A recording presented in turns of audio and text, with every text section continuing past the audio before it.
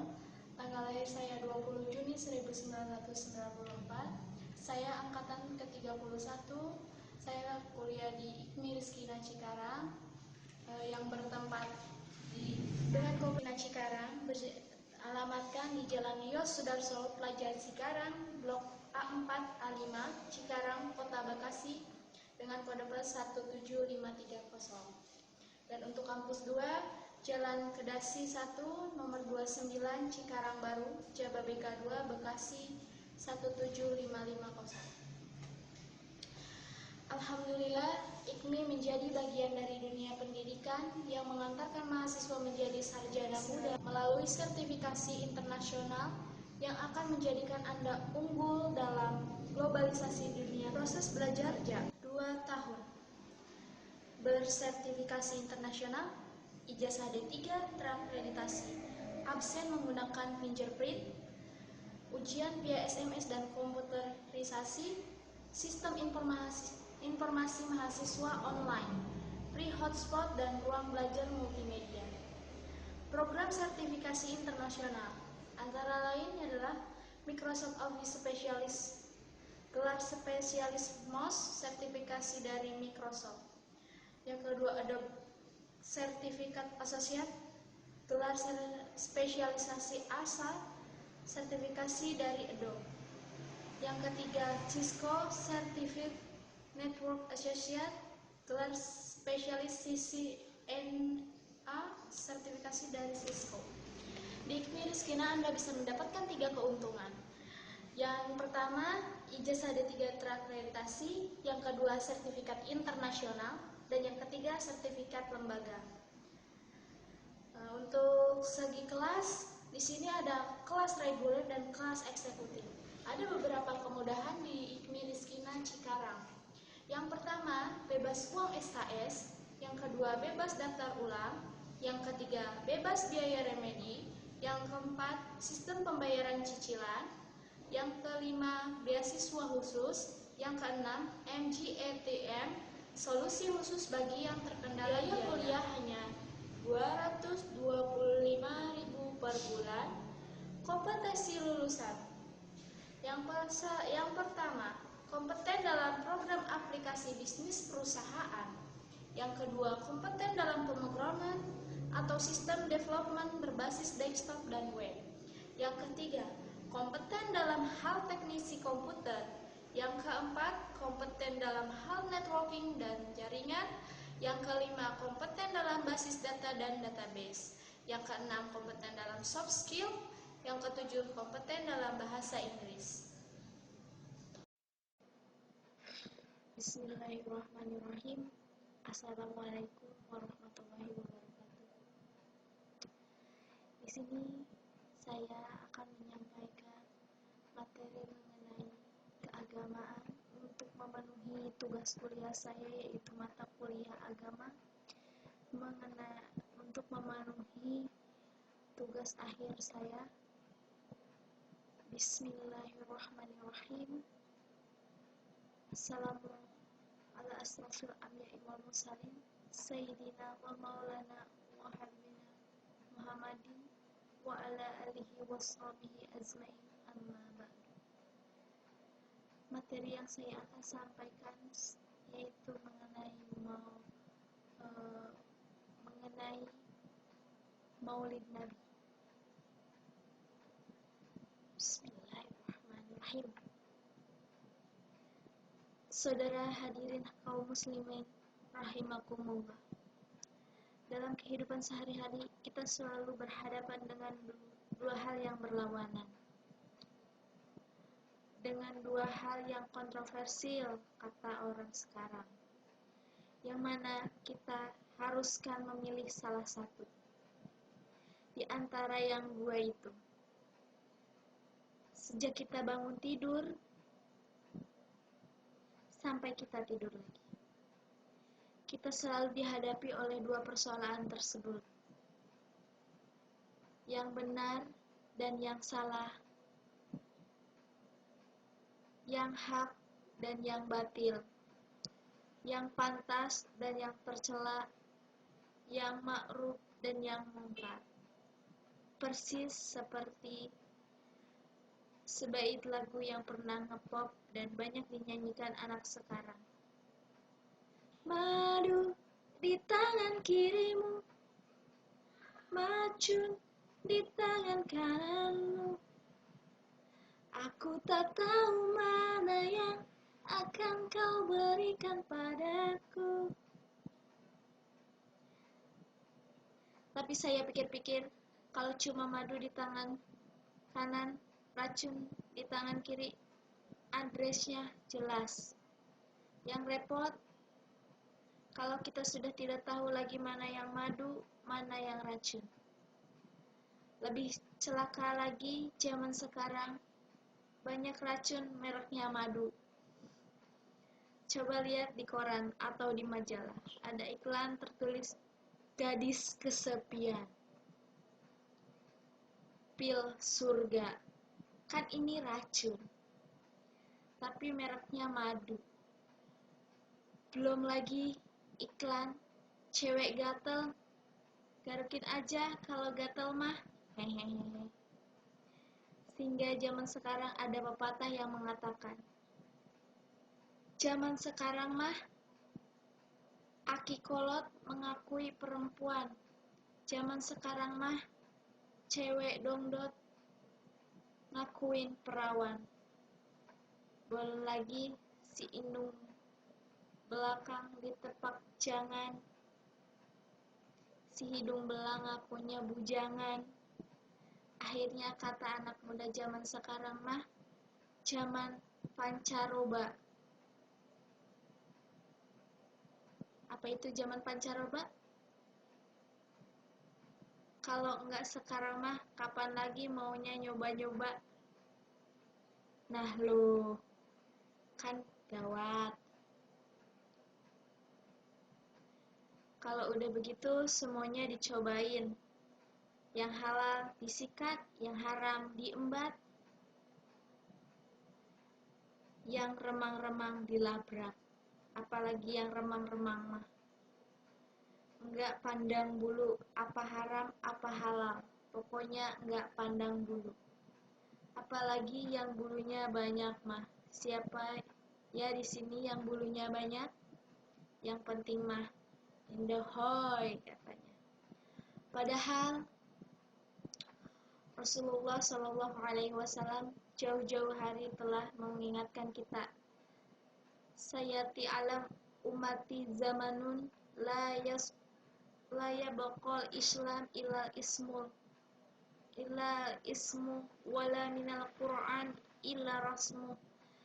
Akan datang suatu masa di tengah umatmu di mana pada masa itu Islam ada tapi hanya sekedar tinggal namanya saja, dan Al-Quran pun ada tapi hanya tinggal tulisannya saja. Di tengah satu situasi dan kondisi semacam itu, kemana anak-anak muda akan kita arahkan?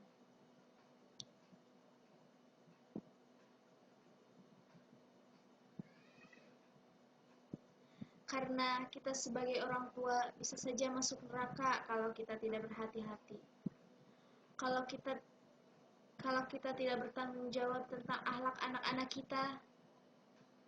Satu riwayat menjelaskan ada orang saleh, salatnya rajin, puasanya getol, zakatnya sering. Di mana ada majelis taklim, dia hadir, baca Quran, hobi fitnah orang, tidak pernah membantu orang. Suka di akhirat setelah disidang, dia ternyata lebih banyak kebaikannya daripada kejahatannya. Maka dia pun diperintahkan dan dipersilakan masuk ke dalam surga. Giliran anaknya disidang, ternyata biang preman nih anak. Ditanya, siapa Tuhanmu? Tidak tahu. Siapa nabimu? Tenyaho. Apa kitabmu? Ora gelem. Kamu pernah sholat? Tidak. Zakat? Kagak. Puasa? Apalagi judi sering, jinah tiap malam, mabok paling demen, nyimeng hobi. Wah, brengsek kamu. Kebaikan tidak ada barang sedikit pun, sementara kesalahan dan dosa berlipat ganda. Kamu neraka. Anak ini protes. Benar, saya tidak kenal siapa Tuhan saya. Saya tidak tahu nabi saya. Saya tidak tahu kitab suci dan kiblat saya. Saya tidak sholat, tidak zakat, tidak puasa. Tiap malam saya judi, saya zina, saya mabuk, tapi saya kerjakan semua itu. Karena saya tidak tahu dan orang tua saya tidak pernah memberitahu saya. Dia enak-enakan hadir di majelis taklim, saya nyekek botol didiemin aja. Dia enak-enakan baca Quran, saya jinah diem-dieman.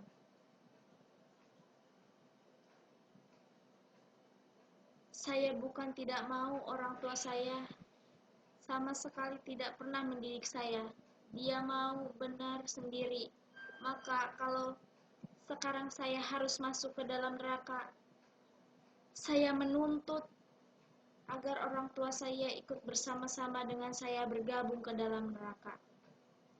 Gara-gara dia tuh saya jadi begini. Orang tuamu yang mana? Tuh, yang barusan mau ke surga. Ini orang tua yang udah mau berangkat ke surga dipanggil. Mas. Sebentar dulu, Mas. Ini bener anak kamu? Ya, Pak. Waktu di dunia kamu tidak pernah ajarin dia ngaji. Ho, sampai dia tidak kenal Tuhannya, tidak kenal nabinya, tidak kenal kiblat dan kitab sucinya. Betul, Pak. Dia tidak sholat. Kamu diamkan saja. Dia tidak puasa, tidak zakat. Kamu bersikap masa bodoh. Bahkan dia judi, dia zina, dia mabuk. Kamu pun berdiam diri saja. Benar, Pak. Tahukah kamu bahwa anak itu adalah amanah?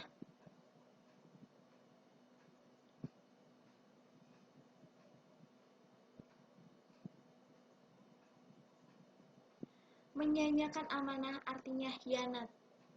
Dan khianat adalah dosa yang sangat besar. Kamu tidak bertanggung jawab, maka anakmu gabung ke dalam neraka. Saudara-saudara kaum muslimin rahimakumullah. Itu sebabnya Allah pesan benar-benar. Allah pesan benar-benar ya. Ayyuhallazina amanu ku anfusakum wa ahlikum nar. Hai orang-orang yang beriman, jaga dirimu dan keluargamu, istri, anak, orang-orang yang menjadi tanggung jawab dan kewajiban kita. Jaga dan pelihara mereka dari api neraka. Dulu ada satu tradisi saudara-saudara, kalau anak gadis kita dilamar orang lalu bertanya, anakmu mau melamar gadis saya? Apa sudah khatam Quran? Berapa kali? Apa sudah bisa baca kitab macam-macam? Apa itu kitab kuning, kitab gundul, kitab botak, dan lain sebagainya. Sehingga lahirlah suatu kebanggaan. Apapun motifnya, tapi pertanyaan semacam ini zaman sekarang sudah langka.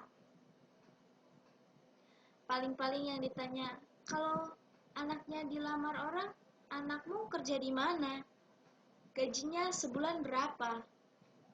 Kendaraannya bebek apa soang apa-apa? Lah itu yang kita pertanyakan berkisar di seputar materi, kerja, job, status sosial, dan lain sebagainya. Perkara bisa baca Quran atau tidak, nomor 18. Perkara salatnya rajin apa kagak, emang gue pikirin. Saudara hadirin, akibatnya terjadi pergeseran nilai. Maka mendidik anak menurut tuntunan Quran adalah seperti yang diberikan contoh oleh Luqmanul Hakim yang diceritakan dalam surat Luqman mulai ayat 12 dan selanjutnya. Apa pendidikan pertama yang harus kita berikan kepada anak pertama? Ya bunayya la tusyrik billah. Wahai anakku, jangan sekali-kali engkau menyekutukan Allah. Nak, jaga tauhid, pelihara iman, mantapkan akidah.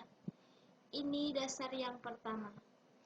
Belum lagi anak mengenal berbagai macam disiplin. Ilmu yang pertama kali ditanamkan tauhid. Pada kenyataannya, kita sebagai negara berkembang sering latah. Kita ingin meniru Barat, tapi bukan teknologinya, westernisasinya yang kita tiru. Bukan isinya, kulitnya yang kita ambil. Akibatnya apa? Modernnya belum, orangnya sudah Barat. Kadang kepalanya lah dipikok, warnanya merah, kuning, atau warna orange mirip kayak bajai bajuri. Bergaulnya sudah cara Barat. Berumah tangganya cara Barat. Berpakaiannya cara Barat. Mendidik anaknya gaya Barat. Kalau ketemu orang tua cukup bilang, "Hello daddy, how are you?" Atau "Selamat pagi papi." Manggilnya pakai papi, pakai mami, padahal makanya singong. Pagi bangun tidur, bukannya langsung sholat, malah bilang, "Kue gemblong masih ada mah." Yang ada di pikirannya cuma urusan dahar, melebok, ngegares, ironi dan menyedihkan, memilukan sekaligus memalukan. Padahal sebenarnya umat lain iri kepada kita sebagai umat Islam. Jauh sebelum peradaban Barat ada orang Yahudi dan Nasrani, bahkan Nabi Musa sekalipun sangat ingin untuk menjadi umatnya Nabi Muhammad SAW. Dalam sebuah hadis dikatakan, karena yang intinya, karena kalau kita telah mentah-mentah, akibatnya kata orang Jerman bilang kelolodan. Kalau sudah kelolodan, akhirnya kita sendiri kerepotan. Yang sering kita lupakan bahwa kehancuran suatu bangsa dimanapun di dunia ini selalu dimulai dari kehancuran moral daripada bangsa itu sendiri. Sekarang membina moral ini berat. Gadis kita remaja putri diberi pakaian jilbab, mungkin dia sendiri masih setengah-setengah. Ditambah lagi ledekan dari teman-temannya. Ah, jilbab, dah kuno, bau surga lah, bau masjid lah, bau menyan lah. Ditanamkan rasa malu untuk hidup dekat dengan agama. Kalau moral semacam ini sudah tertanam, sedikit demi sedikit kita mulai mengucapkan selamat tinggal kepada agama. Goodbye sholat, goodbye zakat, goodbye puasa. Yang celakanya, zaman sekarang sholat diartin dengan doa. As-sholatu hayya doa. Secara bahasa betul artinya sholat adalah doa. Tapi bukan seperti itu sholat yang sebenarnya.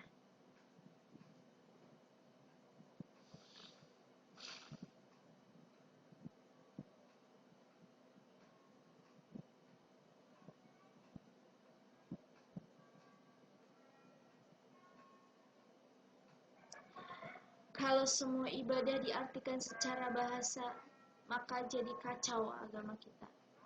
Karena saum atau puasa secara bahasa adalah memegang.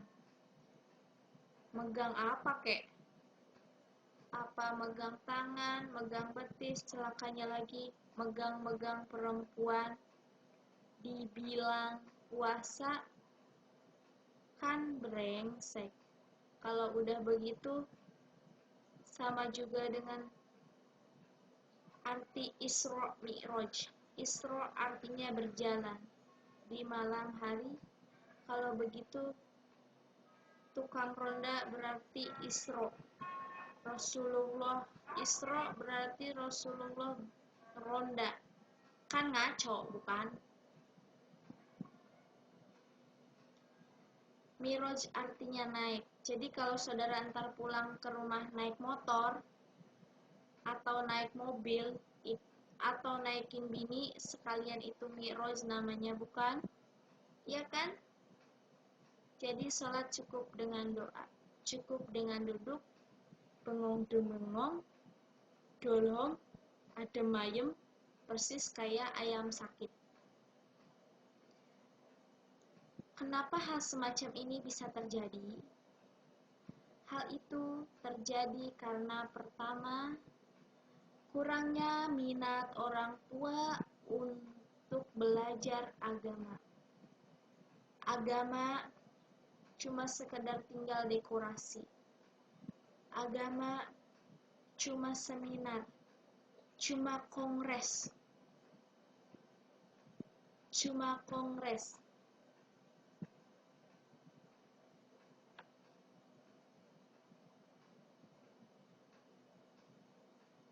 Cuma muktamar. Ketika itu kata Rasulullah SAW, wa yuzarul jahul, akan muncullah kebodohan, nampak kebodohan di mana-mana, muncul permisif sosiati, masyarakat yang merasa boleh hidup dengan kaidah serba boleh, tidak ada halal, tidak ada haram, tidak ada hak, tidak ada batil, semuanya serba boleh. Kalau sudah begitu, kondisi masyarakat, terjadilah apa yang dianalisa oleh Nabi. Dikala itu, wayak zuazina cinaba dikerjakan terang-terangan. Orang sudah tidak punya malu, hidupnya sudah pakai prinsip, punya kuping kebo, punya muka tembok, punya kulit badak. Kalau juga dikasih tahu, malu dong kamu, belum nikah, tinggal serumah, malu sama siapa? Masyarakat. Allah, masyarakat cuek aja. Emang secara langsung orang tidak berani bertanya. Tapi dari mulut ke mulut akhirnya tersebar, jadi rahasia umum. Si Anu kan punya anu, di anu-anu, anunya seanu. Kita tidak mau melakukan kejahatan. Jangan cuma karena ada polisi. Kalau karena ada polisi kita tidak mau jahat. Kucing juga begitu. Coba lihat kucing. Taruh ikan asin di piring kaleng. Tongkrongin, aduh kucing kalem, sopan, tenang. Sedikit kita meleng, habis ikan digarong. Yang kedua, hancurnya sendi-sendi kehidupan sosial. Maksiat merajalela, mungkarat menjadi-jadi, yang ma'ruf dianggap mungkar, yang mungkar malah menjadi ma'ruf, yang salah disanjung-sanjung, yang benar dicaci maki, tuntunan dianggap tontonan, tontonan malah jadi tuntunan. Kan kiamat kalau udah begitu, penjungkiran nilai.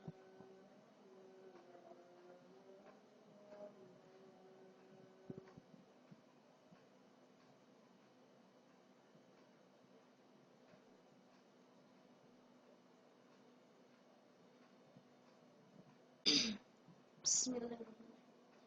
Maulud atau yang lebih kita kenal dengan sebutan maulid adalah hari lahirnya Rasulullah Nabi Muhammad SAW yang jatuh pada tanggal 12 Rabiul Awal dalam penanggalan Hijriah.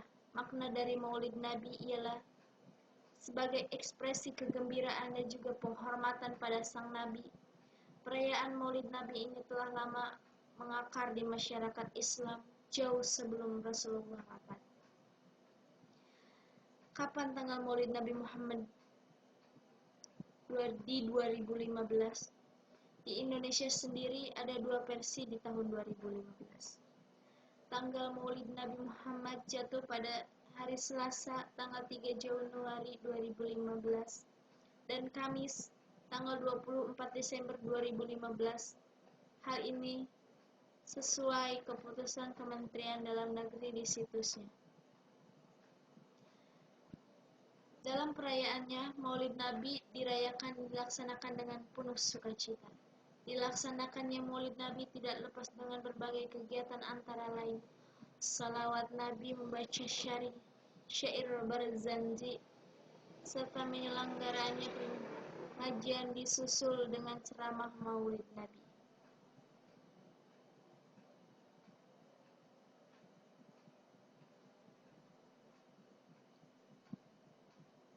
Saudara kaum muslimin rahimakumullah,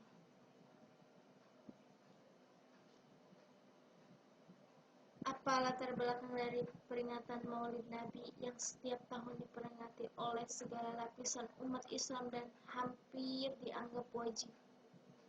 Tidak lain hanya karena saat itu setelah bertahun-tahun Rasulullah SAW wafat, perjuangannya Islam hampir punah. Di sana sini hanya mementingkan kepentingan pribadi belaka. Maka ada salah seorang pejuang Islam yang mempunyai gagasan agar diadakan peringatan Maulid yang pada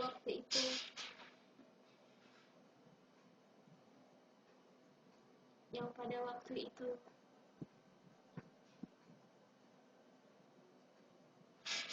diceritakan betapa pedihnya perjuangan Rasulullah SAW dalam penyebaran agama Islam dengan tujuan membakar semangat para pemuda pada waktu itu agar bisa bangkit semua orang Islam untuk memperjuangkan agama Allah sebagaimana yang telah dilaksanakan oleh Rasulullah SAW ketika masih hidup. Maka setelah diadakan peringatan tersebut, perjuangan umat Islam menjadi semangat kembali sampai pada zaman kita sekarang ini. Adapun nama orang yang merintis peringatan tersebut bernama Salahuddin Al-Ayyubi atau yang lebih dikenal dengan nama Saladin. Hadirin hadirat rahimakumullah, ada rahasia apakah dalam terutusnya Nabi Muhammad SAW sehingga beliau termasuk Nabi pilihan dan masih banyak lagi predikat keunggulan serta teladan bagi para rasul? Tidak lain adalah merupakan rahmat Allah bagi seluruh alam sebagaimana firman-Nya Allah dalam Al-Quran surat Al-Anbiya ayat 107. Hadirin hadirat rahimakumullah, setelah kita perhatikan firman Allah tersebut, maka kita bisa menyimpulkan bahwa terutusnya Nabi Muhammad SAW adalah merupakan rahmat bagi seluruh alam untuk menanamkan rasa kasih sayang kepadanya. Apakah itu alam yang berupa manusia, hewan, flora, dan fauna, maupun tumbuh-tumbuhan.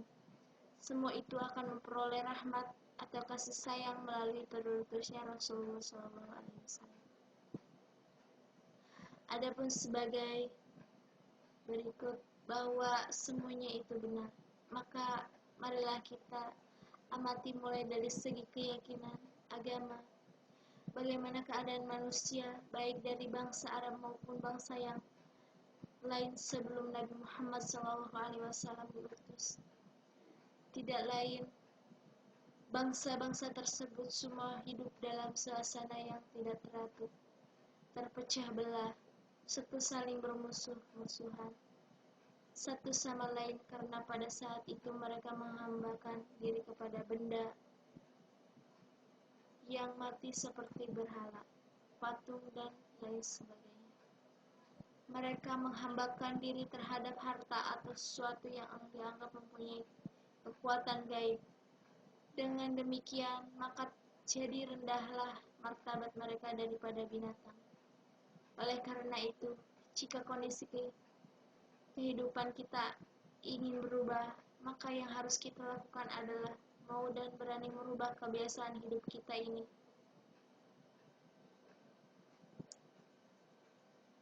Allah Subhanahu wa Ta'ala berfirman,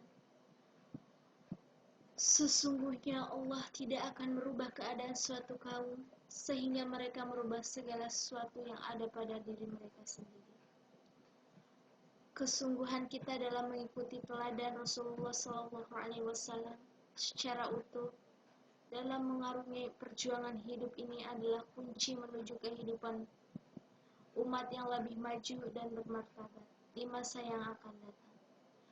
Perubahan menjadi lebih baik, lebih utuh, dan lebih bersungguh-sungguh dalam meladani Rasulullah SAW dalam seluruh sisi kehidupan.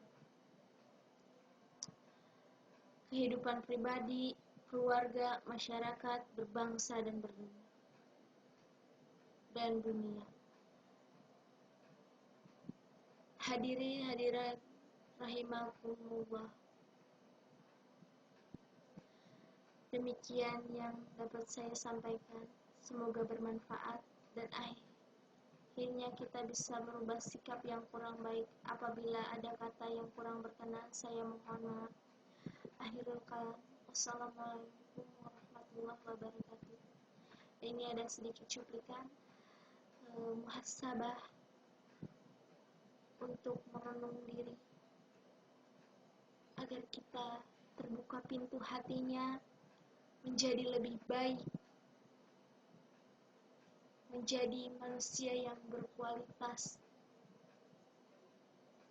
menjadi manusia yang taat pada ajarannya, dan menjadi manusia yang berakidah kuat, manusia yang menjunjung tinggi akidahnya. Selamat menyaksikan.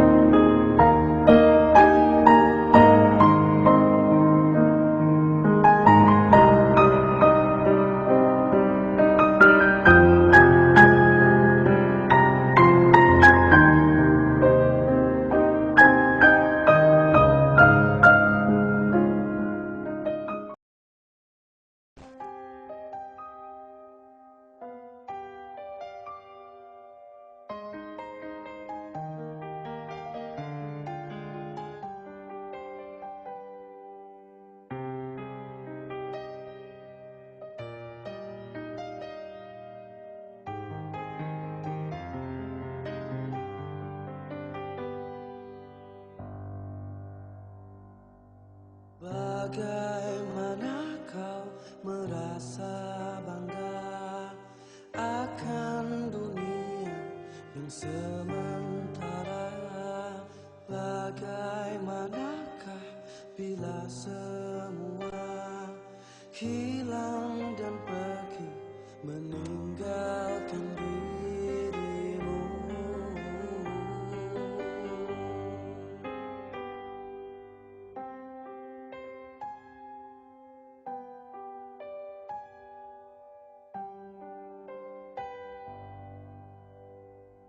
Bagaimanakah bila saatnya waktu terhenti, tak kau sadari?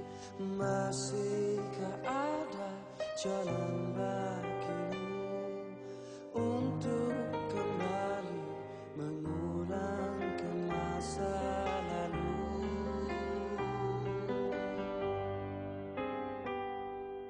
Dunia dipenuhi dengan hiasan, semua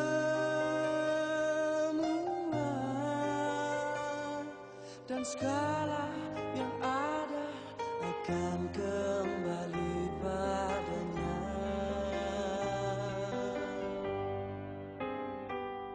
Bila waktu telah memanggil, teman sejati hanyalah aman. Bila waktu telah terhenti, teman sejati tinggallah sepi.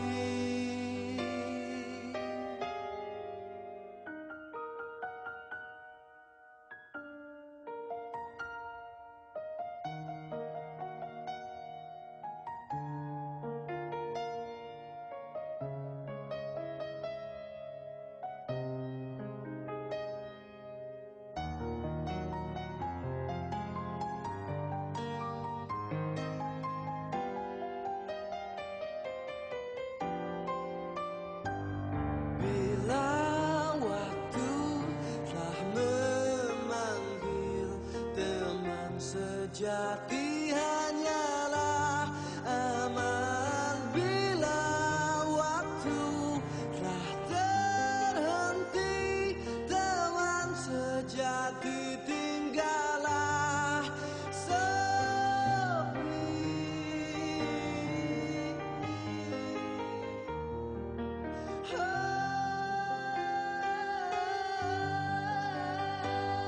Bila waktu telah terhenti, teman sejati tinggallah sepi.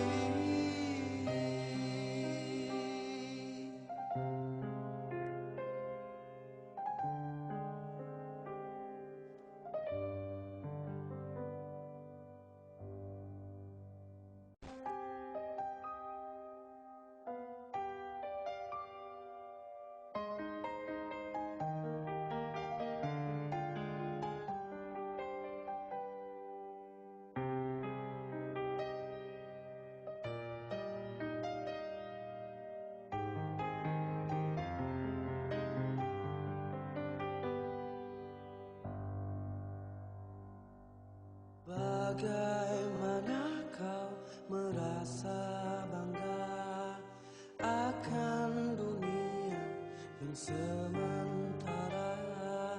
Bagaimanakah bila semua hilang dan pergi meninggalkan dirimu?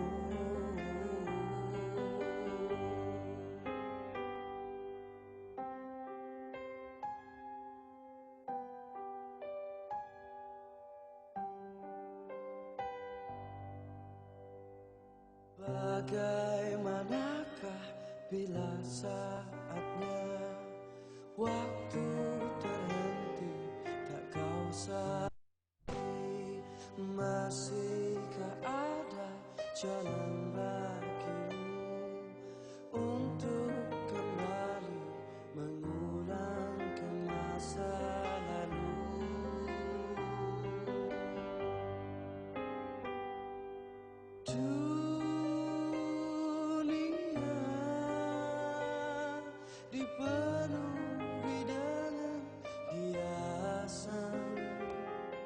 semua